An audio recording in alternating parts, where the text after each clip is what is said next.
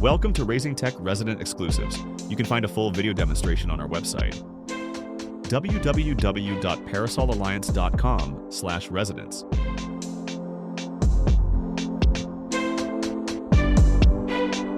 Hi, my name is Michael Lynn, and today I'll be talking about how to avoid being scammed and hacked and what those scams and hacks look like on a computer or any other devices. To get started, we'll talk about the warning signs if you are being hacked or scammed and what to look out for. So let's say you've been scammed or you think you have. First, verify that you have been scammed by checking on any other accounts, bank accounts, your credit card, debit card, see if any money or anything has actually been taken out. Banks will notify you if anything has been charged and is an unauthorized charge, but it's always best to check as well.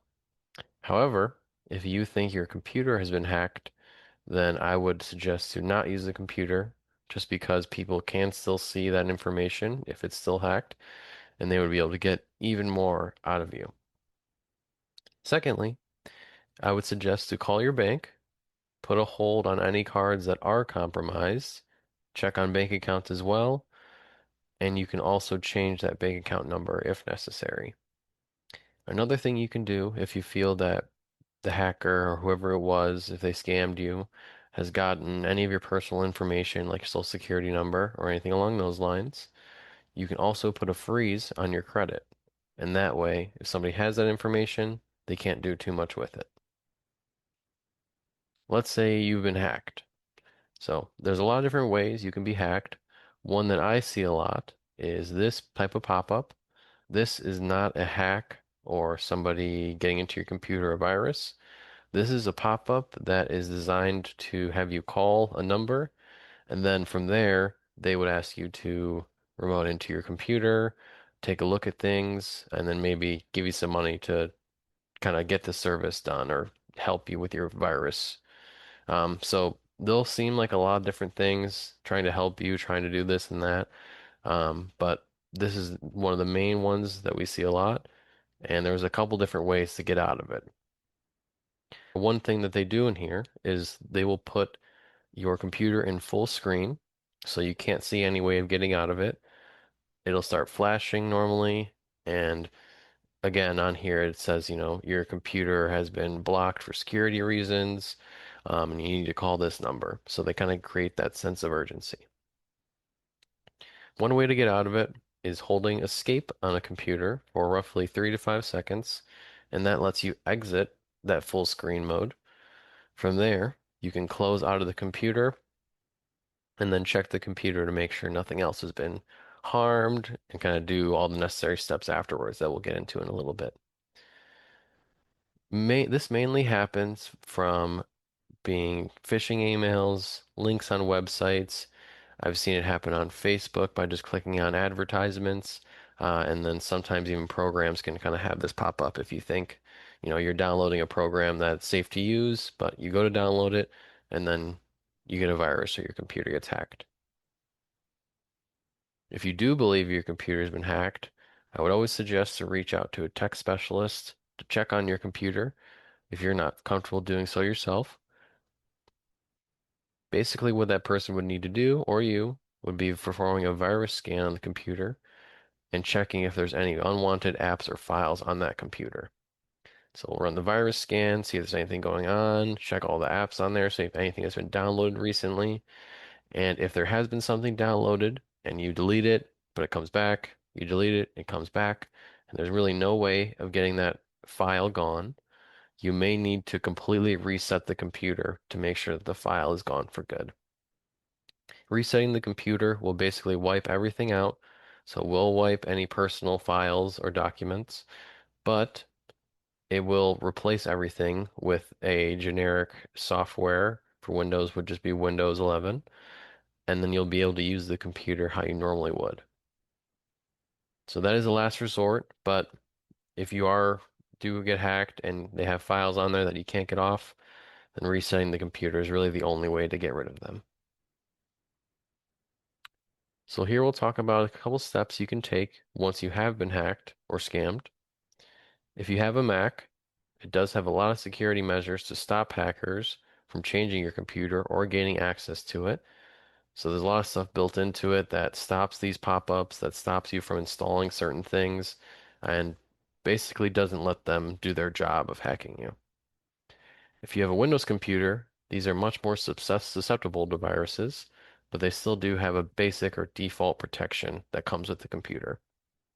That software is called Windows Security and has basic functions such as virus scanning, firewall, account protection, and a few other basic things that will let you make sure your computer is safe to use and secure. One antivirus that I would recommend above all the others is Norton Antivirus. This one is commonly used and has a lot of different features that you can use to make sure all of your devices are safe and secure. If you decide to use the higher edition of Norton, they do have a service called LifeLock that prevents any future scams or hacks from happening to you and will constantly monitor your personal information to make sure it's not out on the internet and your everything is safe to use. So to kind of go over some of the other antiviruses and Norton themselves, the Windows Security one I mentioned is completely free to use, same as the Mac one. The Mac one doesn't necessarily have a virus check, but Mac locks down a lot of the settings on the computer, so you're not able to do certain things. For Norton, that is roughly $30 a year for the cheapest plan. You get one device, virus scan, and basic protection that Windows has. Um, so again, these basic antiviruses I wouldn't necessarily recommend because they do a lot of the things that the regular Windows security does. So that's why I'd recommend the more advanced antiviruses from these companies, and I'll get into that in a little bit. So for McAfee as well, they have a very similar service, $30 per year for the basic one device, virus scan, and everything else. And then there's also Malwarebytes that is $60 per year just for basic antivirus service. Does give you three devices and in-app protection, which basically means it'll work in Google Chrome, in Microsoft Edge, in Firefox, and kind of check on each link or each thing you're clicking on to make sure nothing's happening. But again, Norton and McAfee have a little more advanced antivirus options, and those are the ones I recommend and are a little more around that same price of Malwarebytes. So to get into Norton, they do have three or four different selections for their antivirus. So the basic one is the Norton Antivirus Plus, which is $30 for the first year and then $60 after that. That gives you basic antivirus scam protection, does give you a password manager and a very small amount of cloud backup, um, as well as deep fake protection if that ever happens to you or if you ever notice anything on the internet that is using it.